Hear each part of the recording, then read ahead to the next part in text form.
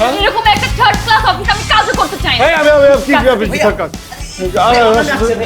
খালি আশাশি বলতে আছিস সব গুবলেট আজকে আয় তুই তো তোর আমি চাপা দাঁত ফালাই দেবো। আমাকে জিজ্ঞেস তো করবো ভাইয়া, আমি না আস্তে আস্তে কি করবো? কি উনিই বললো যে অর্ণব আমাকে পাঠিয়েছে, সবকিছু ক্লিয়ার করে বলেছে, আমার কাছে পাঠিয়েছে, আমি ওনাকে বললাম যে প্রজেক্ট ইনচার্জ একজন দরকার ছিল, তুমি ভুলে গেলা ভাইয়া। হ্যাঁ এই মেয়ে আসছে ওই জন্য। কি বলছো? কি ভাববে? ছি মান সম্মান সব গেল রে। এখন কি করা যায় বলো? আচ্ছা কোনোভাবে কি ওকেই ম্যানেজ করা যায় না? ওকেই আমাকে সবচেয়ে বেশি ভালো লাগলো ওই কাজে। কি একটু লোভ দেখা না। হ্যাঁ এটা হয়।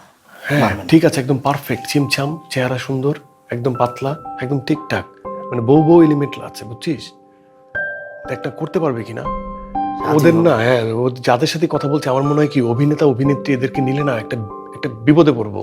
এটা না একটা জায়গায় যে দাদিকে সব বলে দিবে, আর এই একটু ঘরোয়া পরিবেশে সবকিছু ম্যানেজ করবে। তাকে বল সে যদি 1 মাসের জন্য বউ সেজে অভিনয়টা করতে রাজি হয় তাহলে তাকে পুরো চাকরি কনফার্ম করে দেবো, প্রমোশন করে দেবো সাথে সাথে। এটা একটু টোপ দিয়ে দেখ, তাইলে হয়ে যায় কিন্তু। আর পরে দেখা যায় যে অ্যাক্টার্স এদেরকে আবার সংস্থা সব এই থাকে না, ওইখান থেকে আবার কেসও খেয়ে যাবো। দেখি হ্যাঁ আমার মনে হয় কি ন্যাচারাল কোনো একটা এরকম যদি থাকে একদম চিমচাম, কেউ জানলো না আমাদের